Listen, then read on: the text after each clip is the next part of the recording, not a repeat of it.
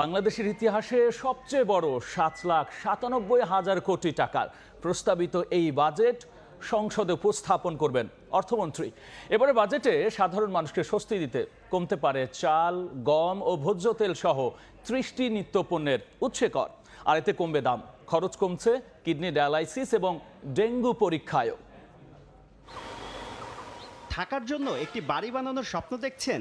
তাহলে শুনুন, আপনার স্বপ্ন পূরণে বাধা হতে পারে ভ্যাটের খরচ। কারণ প্রস্তাবিত বাজেটে ১,০০০ পিস ইটের ভ্যাট ৪৫০ টাকা থেকে বাড়িয়ে ৫০০ টাকা করা হচ্ছে। সে হিসেবে প্রতিটি ইটে খরচ বাড়বে ৫ পয়সা।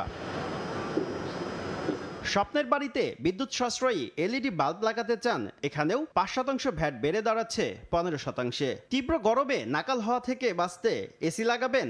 এখানেও গুনতে হতে পারে ৭.৫% ভ্যাট। নতুন বাড়িতে লেটেস্ট মডেলের ফ্রিজ না থাকলে কি চলে? ৭.৫% ভ্যাট দিয়েই কিনতে হবে আপনাকে। ভ্যাটের চাপ আর গরমে আপনার গলা শুকিয়ে কাঠ। গলা ভেজাতে জুস খেতে দিতে হবে ১৫% ভ্যাট। আইসক্রিম কিংবা কোমল পানীয় কম দামে পাবেন না কোনো কিছুই। আইসক্রিমে ১০ আর কোমল পানীয়তে ভ্যাট দিতে হবে ৩০%। এত শত চাপ কমাতে সিগারেট ধরাবেন? তাতেও পকেট পুড়বে আপনার, কারণ বাজেটে বাড়ছে তামাকজাত এই পণ্যের দাম। মনের দুঃখ ভাগাভাগি করতে স্বজনদের ফোন করবেন? প্রস্তাবিত বাজেটে বাড়তে পারে সিম কার্ডের দাম, খরচ বাড়বে কথা বলা কিংবা ইন্টারনেট ব্যবহারেও।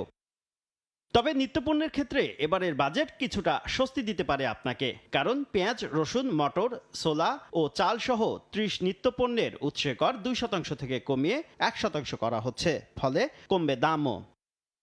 এই খুশিতে গুঁড়া দুধ দিয়ে ১ কাপ চা খেয়ে চাঙ্গা হতে পারেন আপনি, কারণ ২.৫ কেজি ওজন পর্যন্ত গুঁড়া দুধের ওপর কর হার ৮৯.৩২% থেকে কমিয়ে ৫৮.৬% করার প্রস্তাব আসছে। শুধু তাই নয়, দাম কমতে পারে দেশীয় মোটরসাইকেলের। ল্যাপটপ আমদানিতে কর হার ৩১% থেকে কমিয়ে ২০% করা হতে পারে।